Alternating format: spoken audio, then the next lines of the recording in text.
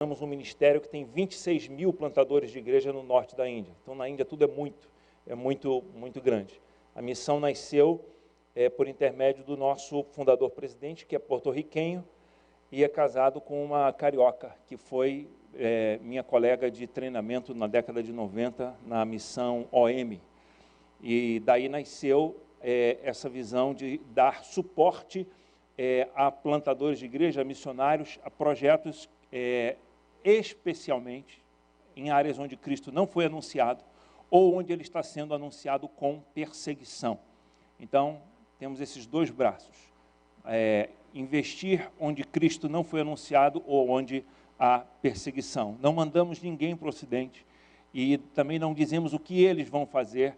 Eles é que dizem qual é a necessidade, a demanda. Às vezes a demanda é literatura, Bíblias. Às vezes a demanda é reconstrução de uma igreja que foi atacada, como vocês vão ver daqui a pouco, atacada pelo Boko Haram. Então, uma igreja totalmente destruída, a gente vai lá e reconstrói aquela igreja.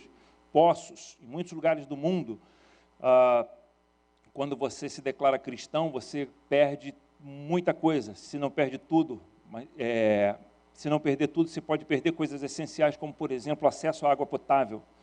E eu não tenho aqui imagem hoje, mas irmãos, às vezes precisam andar quilômetros para ter acesso a uma água contaminada. Então, a gente vai lá e perfura um poço. No ano de 2000, ano passado, nós conseguimos perfurar 29 poços artesanais em 29 leprosários no Vietnã.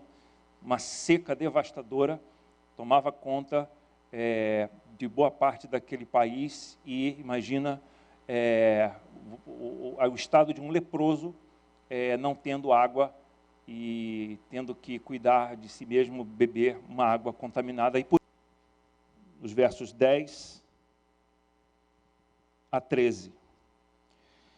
Segunda carta de Paulo a Timóteo, capítulo 3, verso 10. Se você nunca leu a carta de um cristão perseguido, você está com ela aberta agora aí, na página da sua Bíblia. A segunda carta de Paulo a Timóteo pode ser lida de diversas maneiras, mas uma das mais, talvez, importantes, eu arriscaria dizer que a mais importante maneira de se olhar ou ler a segunda epístola de Paulo é ler a partir da ótica da perseguição. É um cristão perseguido, que está preso, sabe que vai morrer por conta da sua fé e agora escreve as suas últimas palavras. 2 Timóteo capítulo 3, verso 10. Tu, porém, tens seguido de perto meu ensino, procedimento, propósito, fé, longanimidade, amor, perseverança, as minhas perseguições e os meus sofrimentos, quais me aconteceram em Antioquia, Icônio e Listra, que várias perseguições tenho suportado. De todas, entretanto, me livrou o Senhor. Ora, todos quantos querem viver piedosamente em Cristo Jesus serão o que, irmãos? Perseguidos. Mas os homens perversos e impostores irão de mal a pior, enganando e sendo enganados. Depois nós vamos para o capítulo 4, a partir do verso número 9. Timóteo, a quem Paulo decidiu dirigir a sua última carta, sua última epístola. Paulo poderia ter mandado para os apóstolos, que foram levantados antes mesmo dele ser levantado pelo Senhor. Ele poderia ter escrito para uma igreja, mas Paulo decide escrever para o seu filho na fé, que ele chama de amado filho Timóteo. Timóteo, acredita-se, tinha agora aproximadamente o que Paulo tinha de ministério. Paulo tinha aí aproximadamente 30 anos de ministério quando escreve esta carta, e Timóteo um pouco mais, 35 anos. Timóteo tinha algumas debilidades estomacais, físicas. Quem sabe, Timóteo tinha um problema sério com ansiedade, e aí seu estômago atacava. Não sabemos bem, mas Paulo dá um conselho para ele: não bebe apenas água, mas bebe um pouco de vinho para ver se resolve esse seu problema aí. Timóteo também está com medo, e não é para menos, porque Timóteo teve sempre a fortaleza do apóstolo Paulo junto a si. E agora ele percebe pelas linhas, por pela sucessão de acontecimentos e pelas linhas que Paulo escreve, que ele corre o risco de a qualquer momento ficar sem o seu pai espiritual, sem o seu pai na fé. Timóteo então está com medo não apenas de perder Paulo, mas também de assumir uma responsabilidade ainda maior, porque Paulo vai usar muito a linguagem do atleta, e não é para menos. Paulo agora está dizendo para Timóteo assim: Timóteo, eu vou passar o bastão, assim como Moisés passou o bastão para Josué, assim como Elias passou o bastão para Eliseu, eu vou passar o bastão para você. Olha o tamanho dessa responsabilidade. Timóteo então está um tanto quanto apavorado, e Paulo escreve para ele dizendo: Deus não nos tem dado espírito de medo ou de covardia, mas de poder, de amor e moderação. A palavra sofrimento você vai encontrar repetidas vezes nessa epístola, assim como a palavra graça. O tripé do apóstolo Paulo é graça, a graça que desemboca nesse tripé, na fé, no amor e na esperança. Porque Paulo, ao mesmo tempo que quer mostrar para Timóteo a crueza da realidade que vai ter que enfrentar, por isso que ele diz aqui: todos quantos querem viver piedosamente em Cristo sofrerão perseguição, porque essa era uma realidade daqueles dias, assim como é uma realidade em muitos lugares do mundo. Não é esta realidade para nós aqui, essa é uma graça que nós temos a liberdade de cultuar, podemos expressar a nossa fé em casa, na rua, enfim. Mas naqueles dias não era assim, e hoje estima-se que 245 milhões aproximadamente, a 250 milhões de cristãos sofrem perseguição no mundo. Então, imagina isso. Imagina uma população maior do que a população do Brasil inteira sendo perseguido ou oprimido por conta da sua fé. Há alguns lugares no mundo, por exemplo, que o momento de louvor não pode ser feito senão por mímica, por exemplo. Já viu isso? Todos estão cantando na mente, porque o outro ao lado pode ouvir, pode denunciar, e todos ali podem ser presos.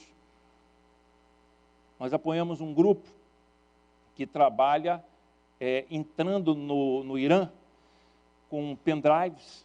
Nesse pendrive tem o Novo Testamento gravado em Azeri e Farsi. Tem o filme Jesus com legenda. Já conseguimos mandar mais de 3.000 pendrives nesses últimos 2 anos para dentro do Irã. Esses homens vão colocando cabeça a prêmio e vão para fazer trabalho de evangelização, para fortalecer a igreja. E então os cultos começam nas casas, apartamentos, casas em geral à meia-noite. Então a madrugada é de discipulado, evangelização, até batismo. Eu não tenho essas fotos aí hoje, mas até batismo. E se fosse um batismo por aspersão, seria até mais prático, né? Mas enchem uma piscininha lá no cômodo da casa, fazem batismo, e por volta das 5 horas da manhã todos vão embora. Por quê? Porque a polícia religiosa pode chegar a qualquer momento e assim prender, torturar e até matar essas pessoas. O líder desse ministério que apoiamos, o irmão Reza, tive o privilégio de participar de uma videoconferência com ele.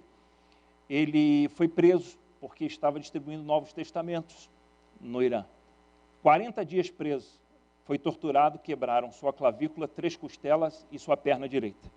Saiu semi-morto da prisão e conseguiu asilo num país vizinho, próximo, no Cáucaso. E este homem poderia ter sido demovido da paixão, da força, do afã, do desejo de pregar o Evangelho. Quem sabe esse homem poderia se revoltar contra Deus, dizendo: como pode? Eu me disponho a ser um pregador do Evangelho e recebo como prêmio uma clavícula, 3 costelas e uma perna quebrada. Mas é impressionante como a força da fé desses irmãos é algo surpreendente. Como disse William Hendrickson, são homens impermeáveis ao desânimo. Este homem é hoje um dos maiores estrategistas que nós conhecemos e temos o privilégio de ter no nosso quadro. Ele dirige hoje um centro de treinamento missionário para plantadores de igreja no Irã. Ele criou a ideia de uma igreja móvel. Então, é uma van toda equipada que para à noite nas estradas. Os caminhões vêm e vão por aquela estrada do Irã. E então ele para, oferece chá, biscoitos e confortavelmente as pessoas vêm, os motoristas, prostitutas, vêm para assistir ao filme Jesus dentro daquela van. E ali elas vão, às vezes já levando Jesus no coração, às vezes levando um Novo Testamento, às vezes levando um pendrive. Esse homem teve a ideia de criar uma fazenda. Estamos agora captando recursos para a compra de 35 vacas leiteiras, para que esta fazenda possa manter esse ministério de treinamento de plantadores de igreja, enfim. Então, nós entendemos um pouco do que é essa realidade quando olhamos para Paulo falando para Timóteo, falando: Timóteo, guarda o que você recebeu. Paulo está tentando ao mesmo tempo mostrar a realidade do sofrimento, da perseguição para aquele que quer viver uma vida piedosa em Cristo, mas ao mesmo tempo ele inflama o coração de Timóteo, dizendo: não menosprezes o dom de Deus que há em ti pela imposição de minhas mãos. Não permita que ninguém despreze a tua mocidade. John Stott escreveu um livro chamado Tu, Porém, baseado nessa epístola. Um livro fantástico. Ele diz que Paulo divide essa epístola dirigida em primeiro lugar a Timóteo com 4 afirmações que ele repete nos capítulos 2, 3, a partir do que nós lemos, e no capítulo 4, quando ele diz assim, apenas com 2 únicas palavras, ele diz assim: Tu, porém, Timóteo. Então, o que Paulo está dizendo é: Timóteo, a realidade do mundo é complexa. O mundo é nefasto, mas nele fomos plantados para anunciar as virtudes, como disse Pedro, as virtudes daquele que nos resgatou das trevas para a sua maravilhosa luz. Paulo então diz: Timóteo, ainda que algumas pessoas possam abandonar o Evangelho, algumas pessoas possam viver um Evangelho à moda, vamos dizer aqui, eu não sei nem o que significa exatamente isso, mas quando meu pai queria dizer alguma coisa assim que não era bem feita, e ela falava a moda Bangu, preconceito com Bangu, né? Então, não sei o que isso significa, né? Paulo está dizendo assim, ainda que alguns queiram viver o Evangelho à moda Bangu, então nós, o que significa, sabe? Qualquer jeito, né? Preconceito. Vou protestar contra isso. O que Paulo está querendo dizer é: nós precisamos viver o Evangelho através da nossa vida. Como disse Moody, de cada 100 pessoas que tiverem contato com a Bíblia e com o cristão, 99 lerão o cristão. Então, Paulo está dizendo assim: Timóteo, vão ler você. Então, guarda a sã doutrina e viva a sã doutrina. Tu, porém, olha aqui comigo, capítulo 3, versos número 10, nós lemos já: Tu, porém, tens seguido de perto o meu ensino. Então, Paulo fala, olha aqui, baseie a sua vida no ensino, na doutrina, mas não esqueça do procedimento, do propósito da sua existência e do fruto que deve ser manifesto por intermédio da sua vida: fé, longanimidade, amor, perseverança. Paulo diz também, olha, você tem seguido de perto as minhas perseguições, e ele cita 3 cidades, e não é por acaso. Ele cita a cidade de Listra, porque era a terra natal de Timóteo. Em Listra, Paulo foi apedrejado. Em Listra, Paulo foi dado como morto.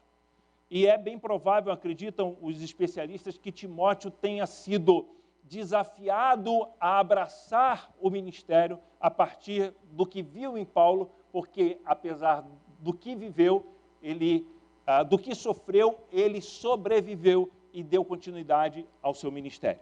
Agora vai comigo, capítulo 4, verso número 9. Quero ler mais um trecho e extrair daqui algumas lições que eu e você podemos e devemos levar para casa, para a nossa vida, a partir dos ensinamentos do que nos diz o nosso irmão Paulo, um cristão perseguido. Capítulo 4, versículo número 9. Procura ter comigo depressa. Por quê? Porque Demas, tendo amado o presente século, me abandonou e se foi para Tessalônica. Crescente foi para a Galácia, Tito para a Dalmácia. Somente Lucas está comigo. Toma contigo Marcos e traze-o, pois me é útil para o ministério. Quanto a Tíquico, mandei-o até Éfeso. Quando vieres, traze a capa que deixei em Troade, em casa de Carpo, bem como os livros, especialmente os pergaminhos. Alexandre, o latoeiro, causou-me muitos males. O Senhor lhe dará a paga segundo as suas obras. Tu, guarda-te também dele, porque resistiu fortemente às nossas palavras. Na minha primeira defesa, ninguém foi a meu favor, antes todos me abandonaram. Que isto não lhes seja posto em conta. Mas o Senhor me assistiu e me revestiu de forças, para que por meu intermédio a pregação fosse plenamente cumprida, e todos os gentios a ouvissem, e fui libertado da boca do leão. O Senhor me livrará também de toda obra maligna, e me levará a salvo para o seu reino celestial. A ele glória pelos séculos dos séculos. Amém. Vejam, o que Paulo está sofrendo agora? Ele faz uma lista, esta é a mais pessoal de todas as cartas, e Paulo faz agora aqui uma lista das suas entranhas, dizendo para Timóteo o que lhe está causando mais sofrimento e quais são as suas maiores demandas.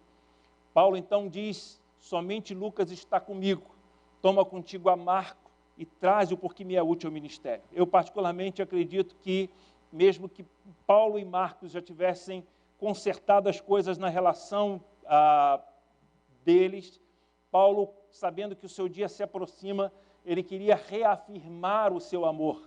Sabe, quando você é imaturo na sua fé, na sua vida cristã, ou na sua vida pessoal, como por exemplo, como marido, como esposa, na infância da sua vida conjugal, que você fala coisas que depois os anos se passam, ou você fazia questão de determinadas coisas, que o tempo passa e você diz assim: meu Deus, que besteira, como eu fui fazer questão de coisas assim tão absurdas, que poderiam, que se evitadas, poderiam ter feito o meu casamento ser mais rico, mais bem aproveitado, o tempo mais bem aproveitado. Então Paulo tem uma necessidade de amizade. Eu diria que Paulo está falando basicamente o seguinte: eu preciso de calor, eu preciso de luz e eu preciso de fogo. Eu preciso de fogo porque eu estou vivendo o frio da minha alma, eu estou vivendo o drama da solidão, eu preciso de amigos. Por quê? Porque muitos me abandonaram. Demas foi parceiro de Paulo no ministério. E Demas amou o presente século, ou seja, apostatou da fé, vazou, como diz a gíria. Paulo, então, sofre a decepção de ver alguém que dividiu lágrimas com ele, que pregou o evangelho de Cristo junto com ele, e agora bandeando de volta para o mundo. Paulo fala de um tal Alexandre latoeiro, porque se por um lado ninguém foi em sua defesa, porque como cidadão romano ele tinha direito a advogado e testemunhas, mas ninguém foi em sua defesa porque estavam com medo, porque apresentar-se a favor de Paulo era colocar a cabeça igualmente na guilhotina. Mas Alexandre, o latoeiro, causou-lhe muitos males, porque se por um lado um grupo se cala, o Alexandre, esse que trabalhava com cobre, ele abre a boca contra Paulo. Ele é uma testemunha falsa contra Paulo, ele entra para acusar Paulo junto no fórum, quando Paulo então vai para o seu primeiro julgamento. Por isso que ele diz: ninguém foi a meu favor. Então ele precisa do calor dos amigos. Ele diz: traz consigo a Marcos. Então já seriam 3. Lucas, que está com ele, o médico amado, Marcos, o jovem que ele não deixou acompanhá-lo juntamente com Barnabé na segunda viagem, porque na primeira havia negado fogo e abandonado a equipe e voltado para casa. Na segunda viagem, Barnabé quer levá-lo novamente, ele diz: não vamos levar aquele que nos abandonou na primeira viagem. Paulo era contundente, era mais duro. Barnabé mais coração, mais pastorzão, e investiu na vida dele. 12 anos se passam. E como é bom deixar o tempo passar para sedimentar determinadas coisas, para nos levar a reavaliar o que de fato é importante na vida. esse cristão perseguido está aqui reavaliando o que é importante na vida. Ele diz, nada como ter o calor dos amigos no momento em que você está sofrendo o drama da solidão.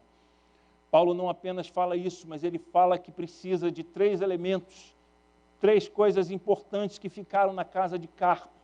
Alguns acreditam que Paulo tenha sido preso, que os soldados romanos tenham chegado para prendê-lo justamente na casa deste Carpo, que era um auxiliar. Então, na casa de Carpo, ele esqueceu, ele deixou os livros, ele deixou a capa e ele deixou os pergaminhos. Então, ele diz, quando vier, traz, por favor, traz a capa. Por quê? Porque Paulo não estava, como na sua primeira prisão, numa casa alugada. Paulo está na chamada prisão marmetina. Ele está no calabouço frio de uma prisão romana. Ele está numa prisão de segurança máxima, aonde criminosos da mais alta periculosidade eram presos. Paulo lá estava. Então ele diz, traze-me a capa. Por quê? Porque eu não preciso apenas do calor afetivo dos amigos, mas eu preciso também proteger o meu corpo. Mas não apenas isso, eu preciso da luz dos livros. Eu preciso ocupar de forma inteligente, como sempre fez na vida. Ele agora, mais do que nunca, ele precisa dos livros. Ele precisa ocupar a sua mente. Ele precisa da luz que vai iluminar o seu entendimento, porque a escuridão está tomando conta.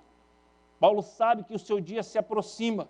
Paulo sabe, e de fato, muitos acreditam, os especialistas, que Paulo possa ter sido morto dias, no máximo semanas depois de ter escrito esta carta. Então ele precisa dos livros, mas ele diz, especialmente eu preciso dos pergaminhos, ou seja, eu preciso da escritura. Se não puder trazer os 2, traz só os pergaminhos. Eu preciso dos pergaminhos. Quando eu revisitava esse texto, eu pensava, meu Deus, olha o que nós vimos há pouco. Muitos não têm João 3,16, na verdade, bilhões ainda não têm João 3,16 traduzido para a sua própria língua, seu próprio idioma, seu dialeto. Enquanto nós não tínhamos a Bíblia no celular, eu cheguei a contabilizar lá em casa 17 Bíblias. 17 Bíblias. Pensando aqui sobre Paulo e pensando sobre a realidade da igreja perseguida. Um amigo que esteve num culto na China me contou o seguinte, Inésio, eu vivi um momento de glória e de drama ao mesmo tempo. Estava eu na igreja e de repente veio uma família alegre de um lado e de outro lado uma outra família chorando. E eu perguntei para o intérprete, para aquele que me acompanhava, por que tem uma família rindo, alegre, e a outra família triste, chorando? É porque nessa igreja, leia-se, casas, né? Só tem uma Bíblia. Então, cada família tem direito a ficar com a Bíblia por uma semana, para lê-la e copiá-la, manuscritamente. E essa família está chorando, triste, porque em uma semana eles só conseguiram copiar até Josué. Ou seja, em uma semana, a família não fez outra coisa senão debruçar-se sobre a Bíblia para poder sorver cada gota da revelação do Senhor. E por que a outra família está alegre? Porque agora vai ter a oportunidade de poder ler a Bíblia e copiar o maior número possível. Será que é o Fluminense ganhando? Não? Eu sei tanto de agenda de jogo que eu não sei quem joga, né? Mas se alguém perguntar meu time, eu sou tricolor. Quantos tricolores temos aqui? Ó. Parece até aquela família alegre que está chegando porque vai pegar a Bíblia, né? Vencedores. Mas vamos em frente que o nosso tempo é curto. Irmãos, Paulo não apenas pede isso, mas Paulo pede pressa. Verso de número 9, ele diz assim, procura vir ter comigo o quê, irmãos? Depressa. E ainda, no verso de número 21, ele diz, apressa-te a vir antes do inverno. Então veja, Paulo está dizendo o seguinte, Timóteo, imprima um ritmo acelerado. Timóteo, venha rapidamente. Por quê? Por duas razões. Uma razão natural. O inverno está se aproximando. Então, no inverno, ninguém poderia navegar. Então, só no ano seguinte é que Timóteo poderia chegar. E Paulo temia que não houvesse tempo suficiente para ele chegar. E o outro, o inverno chegando, você precisa de quê? Você precisa de roupas adequadas. Então veja, esse cristão perseguido está nos dizendo o seguinte: olha, valorizem coisas extremamente importantes na vida, mas que no cotidiano, fora do fogo da perseguição em geral, tendemos a não valorizar. Valorizem as pessoas, os amigos, invista nisso. Valorize o seu intelecto, invista em bons livros. Não se deixe levar pela estupidificação deste século, deste tempo em que as pessoas têm preguiça de ler além daquilo que a tela permite ler. Valorize a Escritura, alimente-se dela, alimente-se da palavra. Paulo está dizendo em todo o tempo para Timóteo: Timóteo, procura apresentar-te a Deus, aprovado como obreiro que não tem de que se envergonhar, que maneja bem a palavra da verdade. Então, Timóteo, invista tempo, guarda a palavra, guarda o Evangelho, sofre pelo Evangelho, ensina o Evangelho e se prepara para ser um soldado. E aqui eu caminho para a minha conclusão, que Paulo usa três figuras de linguagem, três metáforas aqui: a do soldado, a do atleta e a do agricultor. Paulo diz que o soldado não se embaraça com as coisas desta vida, porque o seu propósito é satisfazer aquele que o arregimentou. Por isso, que quando chega no verso de número 6 do capítulo 4, famoso texto que conhecemos, verso 7, ele diz: combati o bom combate, completei a carreira e guardei a fé. Então veja, o soldado foi chamado para combater. O atleta foi chamado para competir e deve fazê-lo conforme as regras. E o agricultor foi chamado para semear e guardar, semear e guardar, semear e guardar. E Paulo diz: eu completei a carreira, eu completei a carreira, eu combati o bom combate, eu completei a carreira e eu fiz o quê? Eu guardei a fé. Paulo então diz: porque eu fiz isso?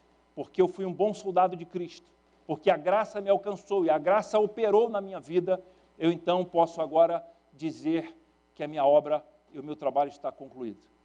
No verso 6, ele disse: quanto a mim, estou já oferecido, sendo já oferecido por libação, e o tempo da minha perda, minha partida é chegada. Paulo então está dizendo aqui para Timóteo o seguinte: Timóteo, ele usa duas expressões aqui, uma do Antigo Testamento, do hebraico, da lei de Moisés. Ele diz que ele era uma oferta de libação. O que era uma oferta de libação? Uma oferta líquida, oferta em geral de vinho e azeite. Vinho e azeite naqueles dias era carésimo, e era uma oferta que só podia ser apresentada, oferecida depois da oferta do animal, depois da oferta de sangue. Paulo está dizendo assim: Cristo ofereceu-se a si, e ele é singular. Agora eu me ofereço sobre o sacrifício dele, e este sacrifício é caro. Paulo sabe que deu o seu sangue, deu a sua vida, deu o seu melhor, e agora literalmente o seu sangue vai ser derramado. Paulo foi decapitado, então ele diz assim: a minha oferta de libação, o meu líquido, ou seja, o meu sangue vai ser agora derramado. Ele diz: e isso já está começando a acontecer. E ele diz: a minha partida. John Stott diz que essa partida aqui, a que Paulo se refere, é uma linguagem própria de barco, própria de quem lida no mundo marítimo, que ele está dizendo assim: eu estou pronto para soltar a corda e então seguir no meu barco. Eu estou levantando âncoras, porque uma história termina para dar início a outra. Lembrando que Timóteo era filho de pai grego e de mãe judia. Então, para a mentalidade do grego, quando alguém morria, por isso que as moedas que nos filmes coloca nos olhos, na verdade era colocada dentro da própria boca daquele que falecia. Então, a moeda era para pagar o barqueiro, que levaria, então, aquele que morreu para o Hades. Só que Paulo diz, quem vai me conduzir neste barco não é o barqueiro nem para o Hades. Ele diz, mas o Senhor me assistiu, Ele me revestiu de forças, para que por meu intermédio a pregação... Não sei porque eu estou sem óculos. Obrigado. Vocês estão percebendo a minha agonia aqui, né? Eu estou me sentindo um cristão perseguido aqui. Ufa! Uau! O mundo abriu agora. Verso 18. O Senhor me livrará também de toda obra maligna e me levará o quê?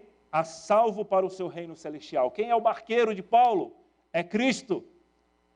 Quem vai conduzir? É Cristo. E ele diz, ele vai me conceder a coroa.